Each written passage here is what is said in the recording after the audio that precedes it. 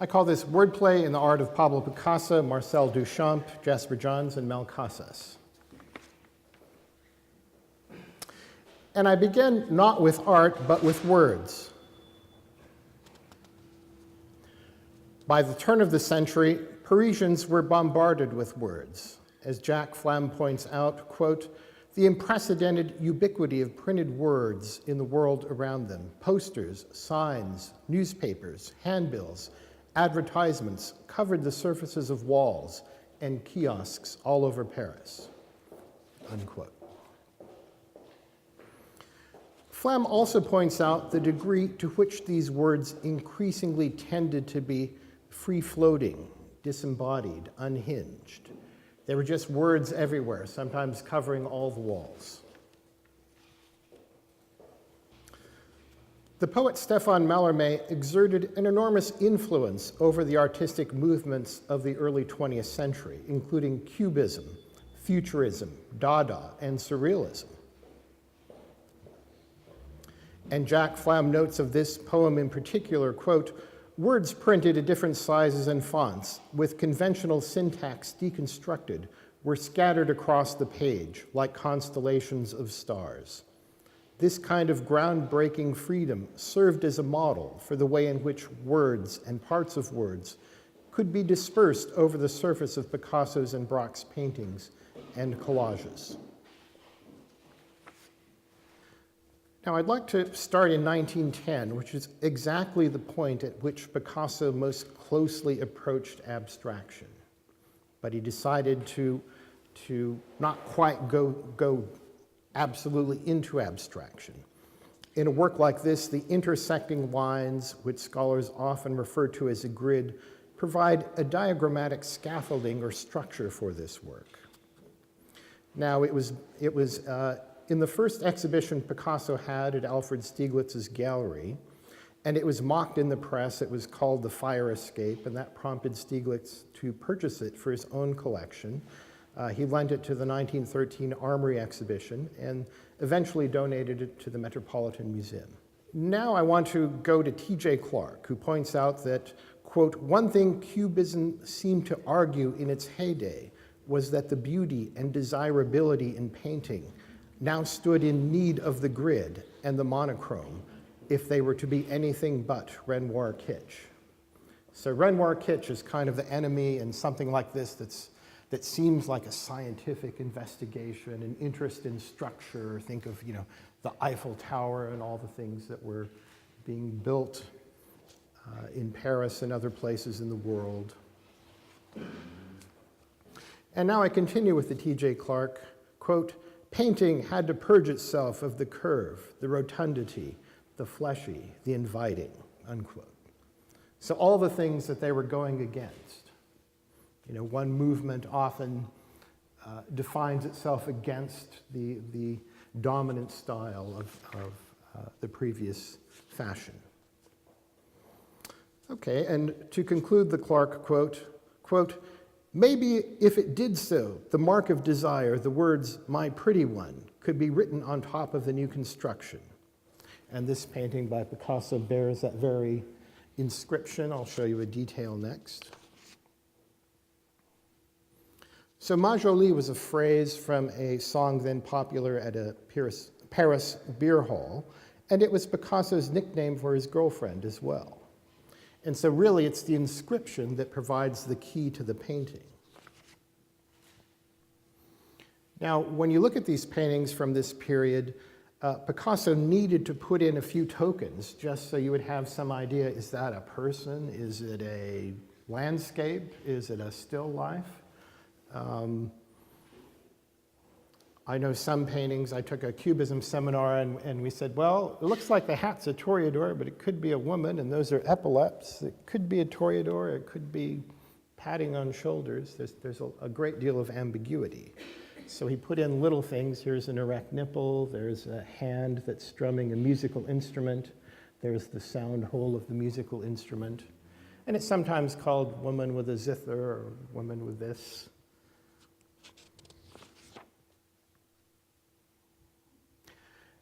And stringed instruments with sound holes such as guitars, mandolins, and zithers were regarded as female symbols. In this collage, the guitar is in the presence of a wine glass, here drawn in charcoal, a song sheet, and a guitar. So you could say that it combines woman, wine, and song.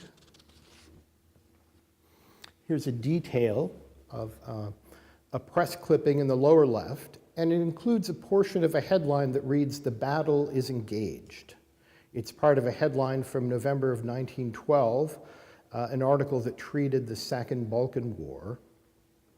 Now, was Picasso's intention to convey a primarily political, anti-nationalistic message, as some scholars have argued? Well, I don't think so, and I don't think it was a challenge directed primarily at Matisse or at the so-called Salon Cubists, from whom Picasso kept his distance either. I agree with those scholars who see this headline as part of gamemanship with George Braque, the co-curator of Cubism. So the battle is engaged. The longer headline, "The battle is engaged furiously," is what the whole headline said. But now I'd like to turn to this. This is part of the masthead of the newspaper. The letters J-O-U might be the three most evocative contiguous letters in the French language. They appear with great frequency in works by Picasso and Braque. Here they are a fragment of the word journal, part of the newspaper masthead. The three letters can also be read as the root of the verb jouer, which has numerous meanings, including to play is in a game, to represent, to act, or to take on a role, to play out, to feature, to play over, to touch. These are also the three letters that form the root of the word jouir, which means to enjoy, to come, to masturbate, and to have an orgasm. They also form the root of the word jouet, which means toy, miniature, or plaything. And the letters are also at the root of joailler, which means to play a musical instrument badly or amateurishly, and also to masturbate. And then joue also forms the root of jouissance, which means enjoyment, pleasure, and orgasm. So I think he's pointing to a lot of possibilities using that word. Picasso loved complexity, he loved mystery, irony, and ambiguity, and the letters J-O-U literally stood for a newspaper and at the same time suggested so many different other things. Now, as if the many meanings and possibilities weren't enough to ponder already, I should note that Braque was an amateur musician, and sometimes Picasso referred to Braque as ma femme, which means my wife. So, all these different layers on top of that. So Braque and Picasso invented Cubism together. Braque was the greater innovator, and Picasso the greater artist, who created more beautiful and more profound works with the various devices that Braque was the first to come up with. Braque had invented collage, and here Picasso is essentially replying, game on, with perhaps the three most loaded letters in the French language, which carried an avalanche of suggestive associations. Okay, I move now to Marcel Duchamp. This is called Apollinaire Enameled. It's what's called a rectified ready-made. So Duchamp found things that he liked and made a few changes in them. And that means, instead of a ready-made that he didn't make any changes into, he made some small changes in this. So there was an S in front of the A, so it was Sapoline Enamel. It was an ad for Sapoline Enamel. So we blocked out the S, added the ERE and the ED at the end.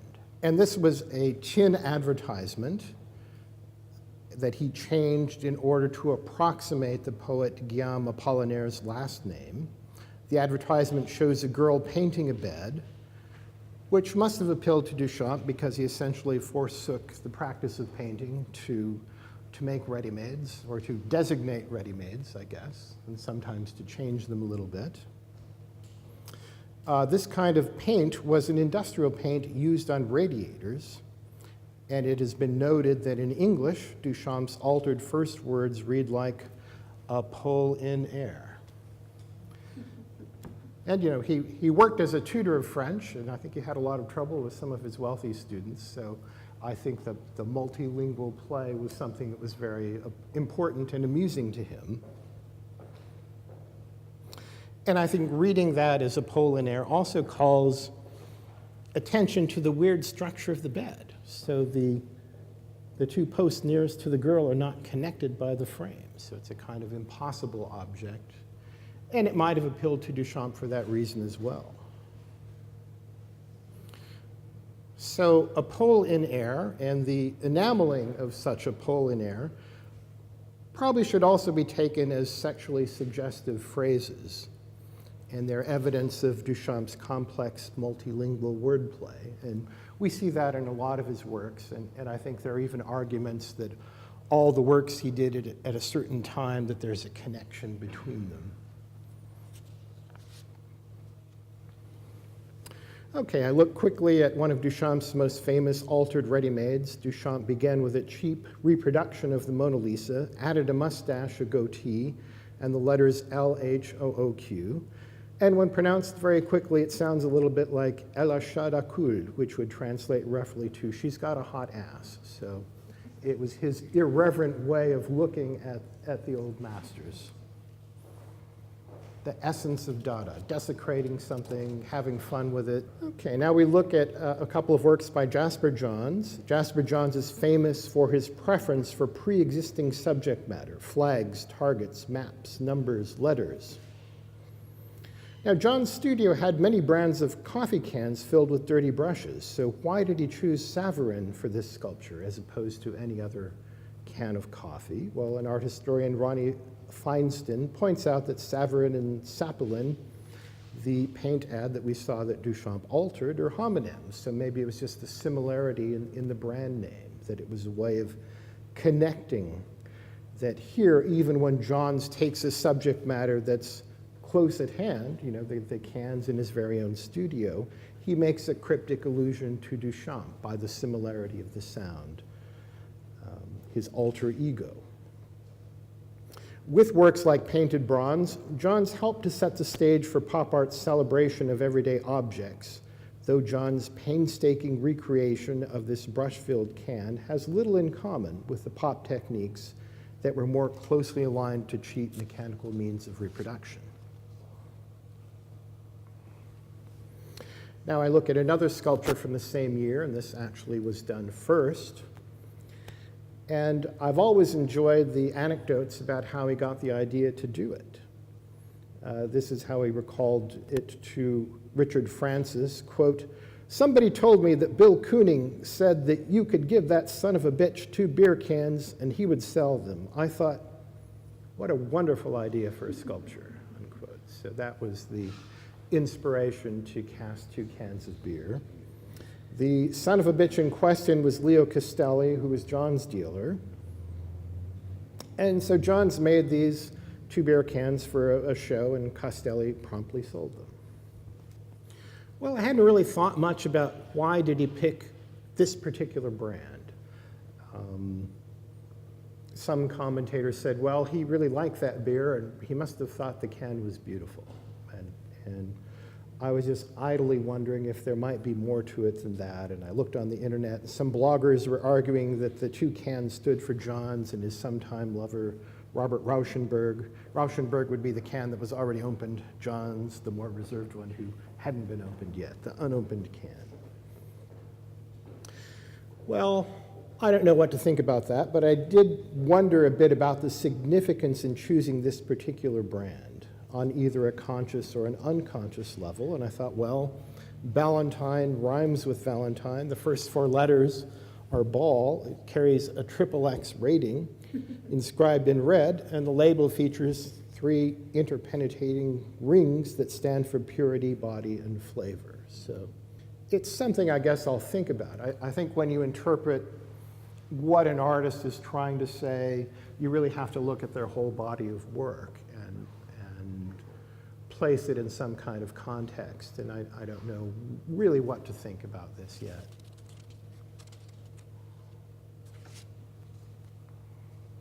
And I tried to find a period ad. This didn't have a date. Ballantine ale satisfies all the way down.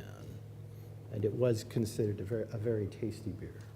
Okay, I move now to Mel Casas. Casas's early depictions of drive-in and cinema theater interiors featured nebulous, voyeuristic spectators that looked at a large on-screen image. The cinema audience members in the painting gradually became fleshed out and appear to vogue for the viewers of the painting. So the people who were the audience, they suddenly take on 3 dimensions and colors and seem to dance around and move around for the people looking at the painting rather than them looking at the screen. They turn their back to the screen. And then signs or pieces of signs began to appear in the margins. Here you can see just the IT of exit.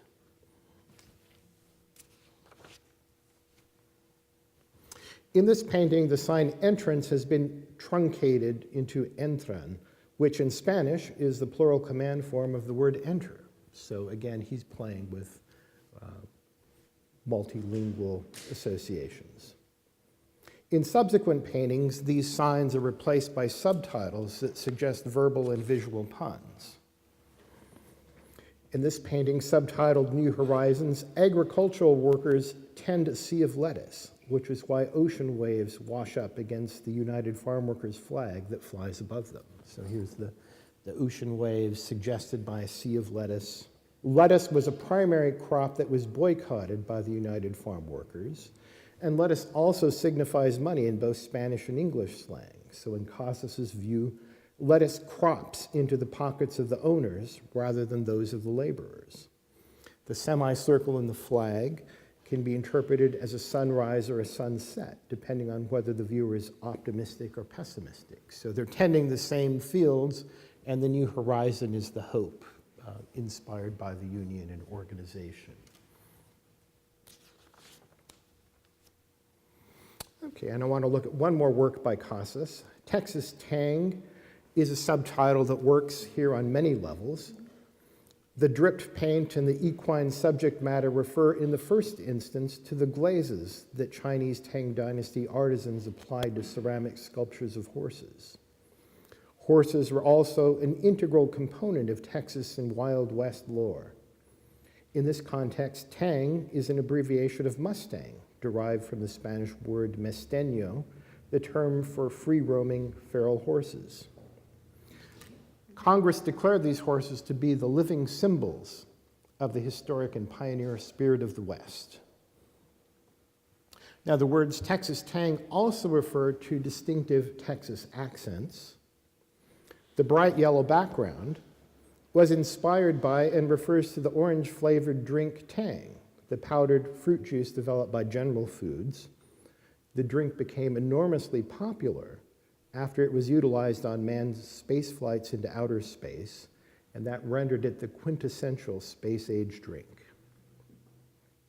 Now, since the primary NASA control center was located in Houston, the U.S. space program has deep Texas roots, as President John F. Kennedy declared in a speech at Rice University in 1962, quote, "What was once the furthest outpost on the old frontier of the West will be the furthest outpost on the new frontier of science and space," unquote.